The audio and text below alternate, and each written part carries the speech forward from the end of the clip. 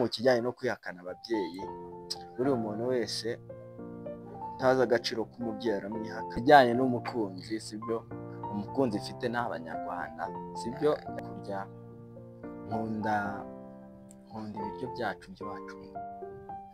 Nk'ibisanzwe ni ku Nzira Nzima TV. Uyu munsi twabazanye umutumirwa umeze neza, tugiye kumuganiriza mumenye byinshi kuri we.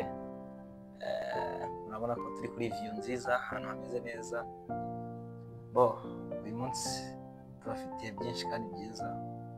Umutumirwa wacu araza kutuganiriza kandi ndabizi ko muri buze kubikunda. Umutumirwa wacu rero ni uwo nguwo. Reka dutangire tumusuhuza. Umeze gute, wirute, umunsi wawe umeze ute? Umeze neza, niwe neza, umunsi wageze neza, hamwe no gusenga, hamwe no kwiga umuntu areba aba content creator batandukanye, byose nyine bituma umunsi ugenda neza, byabonetse uyu munsi. Yes, atubwiye ko umunsi we wagenze. Mbese umunsi wawe wagenze neza, umunsi wawe umeze ute? Umunsi wanjye wagenze neza, uvuga ngo ni umunsi nabyutse nkibuka gusoma Bible, nta kindi kintu kindogoye. Noneho namara gusoma Bible nkajya najya mu bintu byanjye bisanzwe. Ariko uyu munsi wanjye ubwo wagenze nabi, ubwo urumva nyine ntago mba nasomye Bible, kuko nabaye muri groupe ya JBU. Ikintu yadutozaga ni ugusoma Bible. Urumva nyine ni ibintu byanjemo, biba nk'umuco wanjye wa buri munsi. Urabyumva ko ari umusore utangaje kuri iyi generasiyo rwose. Ni abasore bakeya basoma Bibiliya, bafata umwanya akagenda agasoma Bibiliya. Urumva ko bitangaje. Yatangiye atubwira ko umunsi we umeze n'iki, ariko ntabwo yatubwiye se ni muntu ki, ninde. Ku batamuzi nyine ni umusore umeze ute, akora iki, ameze ute, watusobanura nyine uko bimeze. Ku batanzi, amazina ni Zashi, aba content creator. Abatanzi neza nyine nabarangira naho mbarizwa. Mba merereye muri Tumba College, nkaba ariho ndi gukurikirana ibintu by'amasomo. Urumva ndacyari umunyeshuri. Birumvikana ko n'abanyeshuri muba mukeneye support n'iki. Ubwo birumvikana ko buri muntu wese yakurikirana channel yiwe, bayita Inzira Nzima TV. Ku bakeneye kugenda bakareba ibiganiro bigiye bitandukanye, ndakeka atari ikiganiro cya mbere waba ukoze kuri channel yawe. Ntabwo ari ikiganiro cya mbere, haba abatumirwa benshi, haba hariho inama nyinshi, byose ntabwo byaburaho. Uko byagenda kose nta hantu ushobora kugera ukisanga, kuko ni umuryango mugari. Inzira Nzima yabaye umuryango mugari w'Abanyarwanda, yabaye umuryango mugari w'abantu n'abari hanze baradukurikirana. Ushaka wese yadukurikirana, ntawe uhejwe. Kandi wibuke gukora subscribe mboneraho ko bibasaba. Birumvikana ko mugomba kugenda mugakora like, share, comment, subscribe. Cyane dukeneye ko nyine abantu bazamuka tugatezanya imbere. Si byose abajene tuba dukwiye gutezanya imbere internet, tukayibyaza umusaruro. Apana kubyuka nyine tugenda duscrollinga tureba n'iby'abandi. Abo hanze se baturusha iki? Ntacyo baturusha. It's a beginning. Tugomba gukora cyane tukazamuka. Wenda hari abantu batagenda bisangamo ku biganiro byose, ariko ibyo tubafitiye imbere nibyo byiza cyane. Umutumirwa wacu uyu munsi, ese Inzira Nzima TV wabitekereje ute? Ni ibintu niyo mpamvu batubwira atumye ushinga iyi channel. Ese urabona nyine yije guhindura iki muri sosiyete, cyane cyane ku rubyiruko? Urabizi ko urubyiruko duhura n'ama-challenge menshi, abenshi duhuranye n'ibibazo bigiye bitandukanye. Ni make watubwira impamvu n'intuza na purpose y'iyi channel yacu? Igitekerezo cyo gushinga iyi channel, twicara nk'umuryango mugari. Urumva abantu iyo barenze umwe aba ari benshi, twaricaye tubiganiraho wese uwashinga channel. Twamara gushinga iyo channel, tukazaba dushyiraho abantu ibiganiro, aba ari ibya gospels, aba ari ibya entertainment. noneho abantu bakabasha kumenya byinshi bigiye bitandukanye, aba ari amakuru agezweho hanze aha ngaha, aba ari abatumirwa tubazanira nabo baba bafite byinshi batungura.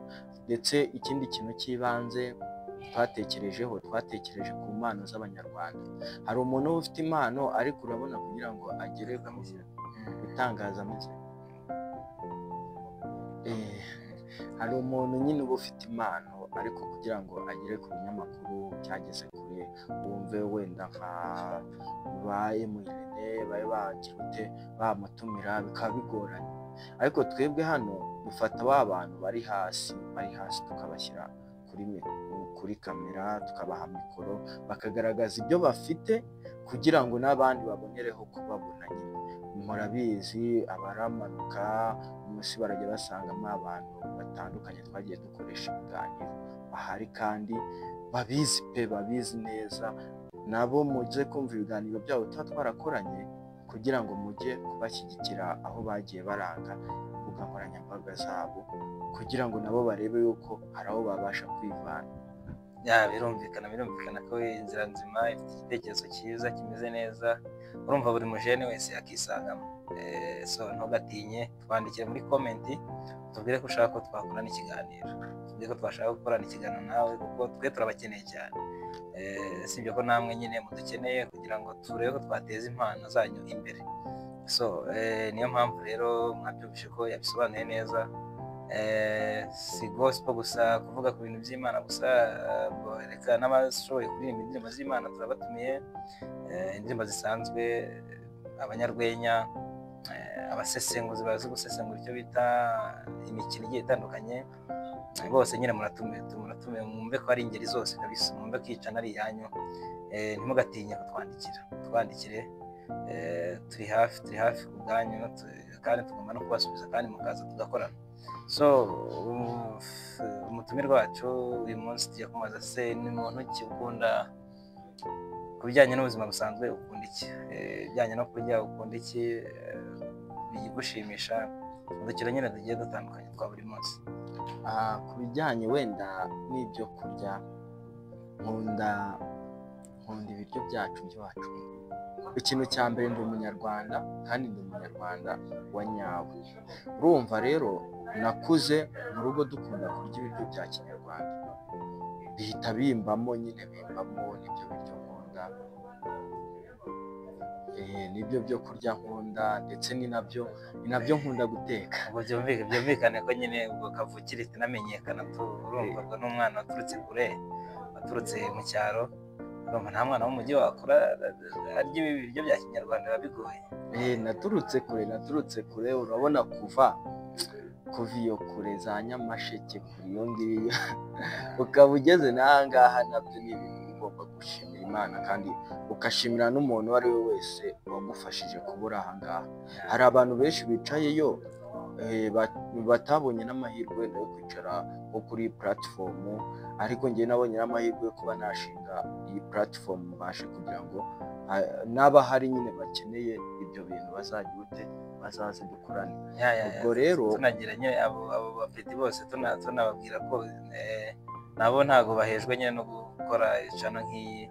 So ahantu hose nyine interineti se zigera ahantu hose mu gihugu, igera ahantu hose mu gihugu, dufite ubuyobozi bwiza, dufite ibintu byiza, urumva ahantu hose yabasha kwagisesinga kuri interineti. Umuntu uwo ari we wese yakora ibintu nk'ibi ngibi ndetse byabasha no kumwinjiriza, ntawe ubuhejwe. Naho mu bijyanye n'imyidagaduro, nkunda kwirebera abantu bari gukina, kuko nkunda kureba match abe iza basiketi na futuboro. Aho ngaho nyine niho mba nicariye. Mu bijyanye no kumva indirimbo, nkunda kwiyumvira twa turirimbo twa gospel, ndetse nkakunda kumva n'udusekira music. Ibyo ngibyo nibyo mba ndimo mu buzima bwa buri munsi. Birumvikana tubwiye ibintu byinshi bigiye bitandukanye kuri we. Se uri umuntu ukunda kurakara, uri umuntu ukunda kuba ahora yishimye, mbese iyo warakaye uba umeze ute? Iyo wishimye nyine niki kibigaragaza? Mbese nyine dutandukanyirize ayo mashusho abiri atandukanye, wowe useka nawe warakaye. Ayo mashusho rero biragorana kuyatandukanya, kuko njyewe iyo narakaye cyane ushobora no gusanga ndi guseka cyane ariko ngaseka narakaye cyane. Noneho iyo nishimye ubundi aba ari ibyo ngibyo, aba ari ibyo nishimye byo ndanezerwa, icyo bita kwizihirwa mu kinyarwanda. ntabwo birumva uri ikirumira habije, ariko hari abantu baba bateye gutyo, urumva kuba yarakara yanishimye nyine atakunda kugaragaza amarangamutima ye yose, kuba yishimye nyine ubona ko yishimye, wabona ko abaye nyine ntupfe kubibona, urumva nyine byose nyine akabikubira mu kintu kimwe, ariko bidakwiye ko nyine yababaye. Kandi ni na byiza nyine kutereka buri muntu wese ko wababaye ngo wagize uteke ibintu byose nyine byakugizeho ingaruka mbi, no kwikomeza nabyo ni sawa. Ibyo nabyo biba bikenewe, kuko njyewe ikintu cya mbere ni uguseka, guseka byo ni ibyanjye. Nkunda kuba nishimye, byagorana yuko hari umuntu twagirana ikibazo, byanagorana yuko hari n'uwo wenda twakigirana kugikemura bikanga. Byumvikana ko uri umuntu uri flexible nyine ku bantu, uraciringa nyine nicyo bishatse kugaragaza. Nta kibazo rwose, hari umuntu mugirana ikibazo rwose uzageza nyine upfuye akigukurikirana nyine utamenya ibyo ari byo.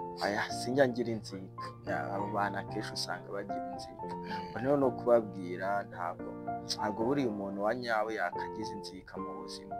Buriya inzika nziza ni iyo kuba wavuga ati okay, uyu muntu ndabona nanjye ari kugusiga, ariko niba ari kugusiga ugakora cyane kugira ngo uzagere aho nawe yageze, cyangwa se nawe uzaharaniye kuharenga. Ariko utavuze ati kuko wenda hari aho yansize reka musubize inyuma kugira ngo agaruke nk'aho narindi. Oya, icyiza ni uko ureba wa muntu uri gukora ukamufatiraho urugero nawe ugakora. Tugarutse kubaza ikindi kibazo, urabizi nyine imihanda social media ziba zirimo ibibazo bigiye bitandukanye. Urabizi abantu bose bafite izina kuri iyi mihanda bahura n'ibibazo bigiye bitandukanye. Urumva iyi mihanda nyine urabizi ko cyane cyane mu Rwanda nyine duhura n'ibibazo bigiye bitandukanye ku bajyanye n'abantu bamamaye cyangwa se nyine barimo bazamuka.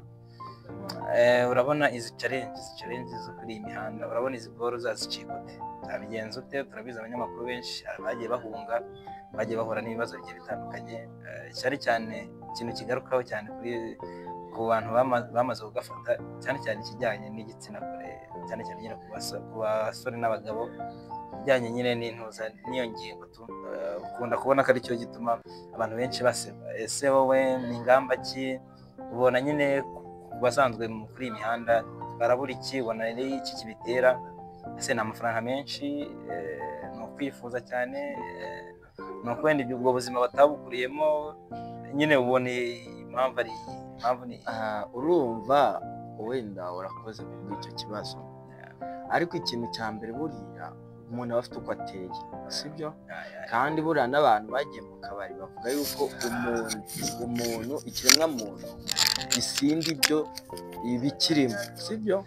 Kandi niyo ukize ukira nyine ibikurimo. Urumva hari umuntu ukira ntabe nta kintu cyamuvamo, uwo nguwo yakize ibimurimo, sibyo? Ubwo rero abo bantu bajya muri ibyo bakaba bakishora mu biyobyabwenge ari uko bamaze nyine kubona bamaze gufata imihanda, bakaba bajya mu by'abakobwa cyane ari uko bamaze gufata imihanda pe. Abo ngabo nyine nicyo kintu kiba kibarimo ako kanya, ariko bidashatse wenda muri make ubwo busitari ababonye ubusembura byari bimurimo muri make. Ubusitari ababonye abukoresha mu nyungu ziwe nyine. Urumva nyine ati kugira ngo mushyire kuri kamera, kugira ngo ushyire umuntu kuri kamera zagomba kumara. Hari ukuntu kera umuntu yabaga ari umwana nyine atarabona amafaranga, akavuga ati njyewe nimbara amafaranga kabisa nzarya amandazi kabisa, nyarye pe. Urumva nyine iyo amaze kuyabona akarya amandazi ntabwo wamurenganya. Nicyo kintu nyine aba yumva kimurimo yuko yayakoresha.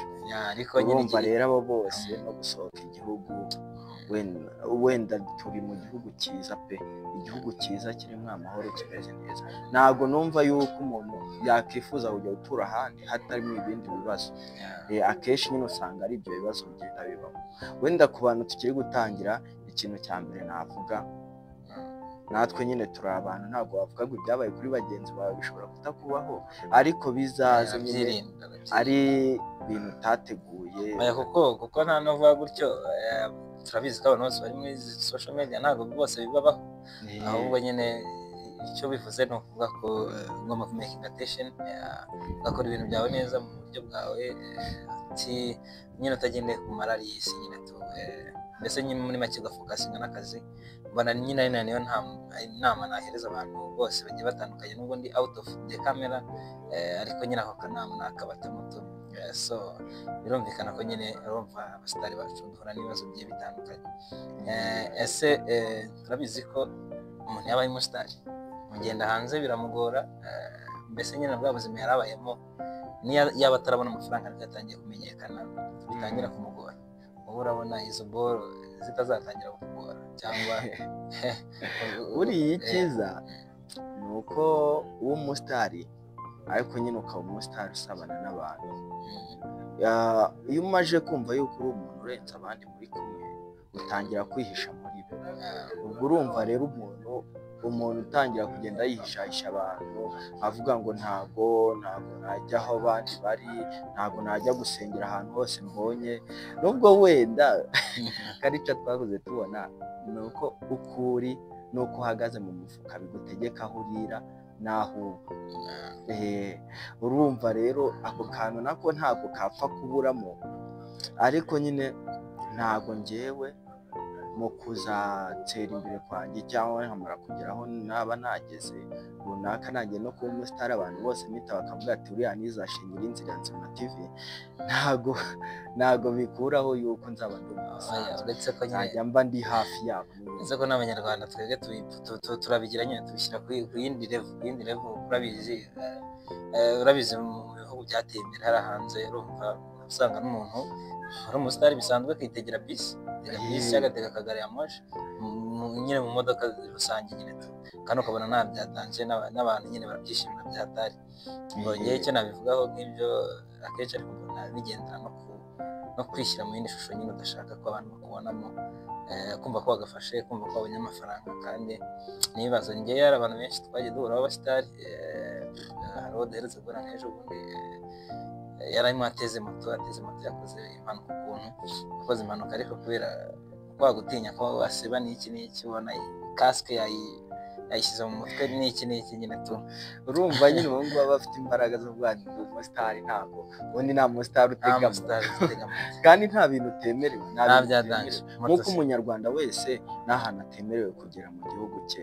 Ni nayo mpamvu nawe umenye yuko uri ku isi nta kintu na kimwe utemerewe, aba icyiza n'ikibi byose bishobora kukuzira kandi nyine wabyakira uko biri. ngayo ngibyo ibintu byo kuri iyi mihanda nyine turumva ugomba guhura n'amacalenji agiye akomeye cyane. Ese wowe uravuga iki ku bantu bamara kugafata bakirengagiza abantu bakuranye, abantu baziranye, cyane cyane abantu bagiye baturukana mu makaritsiye yabo, cyangwa se n'aba bantu baba abasitari bakihakana iwabo? Wowe uzatandukana nabo cyangwa ugenda mu kigero nk'icyabo nyine bimeze? ntabwo navuga ko natandukana nabo, ariko gusa hari ikintu kimwe nzi neza, ntabwo nabariya abantu baba ari uko batandukanye nabo, sibyo? hari ukuntu ugera ahantu cyangwa wamara kugera mu bindi bintu ukabura umwanya wo kuba wavugisha za nshuti zawe. Urumva niba afite kuba na hositinze abantu 5 ku munsi dukorana ibiganiro, sibyo? Urumva abo bantu 5 umunsi ubanziriza w'ikiganiro niwe ndirirwa mbateretaho kugira ngo basi mbabone, sibyo? ejo bazaza gukora, tuzirirwa na dushutinga, sibyo? Ejo bundi nzirwa ngira ute neditinga, sibyo? Hari umuntu rero utumva ku kazi, ariko bidakuyeho yuko hari n'umwe none na wa wundi ugera hahandi akavuga ngo ntabwo nzongera kuvugisha ab'iwacu, tubare nka gutya nkanjye mvuka Nyamasheke, nkihakana Nyamasheke bavuga ati ngende kavukire ya hehe i Kigali. Ariko nyine ikintu mba mvuga wenda nabwira abanyarwanda ni uko ibyo bintu byo kwihakana aho utuye cyangwa wavukiye ukihakana aho wavuye ntabwo biba ari byiza. Mbonereho no gushimira umucontent creator Muzinga, niwe ukunda kuzana abantu. Biriya bintu byo kuzana abantu buriya ni byiza, byibutsa umuntu aho yaciye. Urumva umuntu umuzaniye umukunzi bakundanye muri segonderi, amaze imyaka 5 avuye muri segonderi, hari ubwo aba yaranamwibagiwe, ariko iyo umuzanye hariya kuri kamera aravuga ati uzi uko nkeneye no kumenya ya makuru ye. Noneho mu kijyanye no kwihakana ababyeyi, buri umuntu wese utazi agaciro k'umubyeyi aramwihakana uko yaba ari kose, abe umusazi, abe umurwayi, abe afite n'ubundi bumuga busanzwe, ni umubyeyi wawe. Nta wundi muntu wari kukubyara, nta wundi muntu wakuze ubona, nta wundi muntu wakonyeje umureba mu maso nawe akureba mu maso, nawe niba ahubwo akiriho wowe wanamwihakanye, genda umufate neza. Umubyeyi ni umubyeyi, kandi abanyarwanda nibo babivuga neza, bakabura ntikaboneke, ni mama w'umuntu. Ndumva umutumirwa wacu afite ikinyarwanda cyinshi kandi cyimbitse, abana b'iyi minsi ndabizi baza gukuramo gakeya. Ariko nk'ibyo byose twaba tumaze kugarukaho, gira abantu 5 usuhuza bo muri karitsiye z'iwanyu, abana mwakuranye, turebe ko utagiye kuba nk'abandi abana mwakuranye. Abana twakuranye ni benshi, wenda harimo abagiye bahava bakagenda, ntabwo ari ngombwa ko abo bose nyine ngenda ndasuhuza abasigaye muri karitsiye. Ndasuhuza bashiki banjye twagiye dukurana, ba Louisa ndasuhuza, ba Iranzi ndasuhuza, ba Sister ndasuhuza, ba Faustin, ndetse n'abandi. Hari n'abandi benshi, hari abasaza baniraga story bambarimo. Ayo mazina ntabwo uba ukiyibuka, bambarimo baba bagira story nziza, n'abandi benshi ni abari benshi cyane. Abenshi ubu nyine bagiye bava mu makaritsiye bakajya kwiga, barimo ba Eric. Uri kunyibutsa story nyinshi zo mu ntozi zo muri karitsiye, zo mu bwana. Biba bikenewe ugomba no kugaruka mu buzima busanzwe bwa kera, kuko niho twese twavuye, ntawahereye hejuru amanuka, ahubwo duhera hasi tuzamuka. Birumvikana turi kugana ku musozo w'ikiganiro cyacu. Nk'umujene uri aha ngaha, niyo nama wagira umuntu wese ukurikiye w'umujene mugenzi wawe? Icyo namubwira nk'umujene nyine urimo uratangira, uzamutse muri iki gihe, ikintu cya mbere nakubwira, kora cyane. Numara gukora cyane usenge, kuko abanyarwanda bavuga yuko ibintu bitari mu Imana ntabwo nyine biba ari byiza. Kandi ikindi bagomba kwibuka, ibintu ni abantu, sibyo? Kandi abantu buriya ngo iminsi y'iwanyu kurya ikurundarunda. Buriya umuntu w'iwanyu uzajya umuzirikana, cyangwa wa muntu mwabyirukanye uzajya umuzirikana, kuko isaha n'isaha niba uzi ahantu ashobora kugusubiza. Muri make nanjye icyo nkuyemo nk'umuntu, nanjye ndi umujene uri aha ngaha, ndimo ndakurikira ikiganiro cyawe. Inama nkuyemo nta yindi, ni ugusenga tugakora cyane, tukirinda kwirengagiza abantu, tugafatanya n'abantu mu bijyanye mu buzima bugiye butandukanye. Mbese muri make ukegereza inshuti, kuko abantu nibo bintu, udafite abantu nyine nta kintu wageraho. Support ya mbere nyine ni abakunzi bacu, inshuti zacu, cyane cyane wa muntu twaturukanye hari ahantu. Ngiye nkunda kubigaruka, wa muntu twaturukanye hari ahantu, naho umuntu ngiye mfata nk'ingenzi nyine cyane. Abo tugenda tumenyana ahandi hose hagiye hatandukanye, buriya wa muntu nyine muba mwarahuye mukuze, kandi urumva ntabwo abazi imico yawe. Wa muntu wo muri karitsiye iwanyu abakuzi cyane, ntabwo wamwishishaho. Ariko ukiri umwana wambara ikabutura yacitse kubera kwirirwa uzerera. So Inzira Nzima TV rero, umutumirwa wacu twari dusoje tutamubajije ku kijyanye n'umukunzi. Ndabizi interview zose, nta interview yashira hatagize umuntu ubaza undi kaga afite umukunzi. Wowe bimeze ute? Bacyatangira cyangwa iki kibazo tugitaruke? Njyewe wenda ku bijyanye n'umukunzi, cyangwa ufite abakunzi? Okay, n'abakunzi twabyumvise. Ikijyanye n'umukunzi, sibyo? Umukunzi ufite n'abanyarwanda, sibyo? Nibo ufite kano kanya, kuko njyewe isubizo cyawe nawe cyatangiye kuba nk'icy'abasitari, ukabaye kafashwe. So niba ufite kano kanya kuko njyewe igisubizo cyawe nawe ntabwo ndakura igisubizo cyawe cyatangiye kuba nk'icy'abasitari ukabaye kafashwe so dusoze tubwira abantu badukurikirane kuri channel yacu Inzira Nzima TV.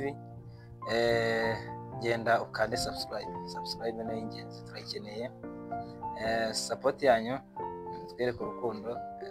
So kubijyanye na comment, mukore comment nyinshi cyane, mutubwire nimba iyi nzira nzima koko yabivamo cyangwa ikabikomeza, ariko twe ntabwo dutinya abantu baduca intege, tugomba gukora mpaka tugeze aho dushaka kugera. So mukomeze rero, muze mudukurikire, turabashishikariza kuza kuri iyi video yacu imeze neza.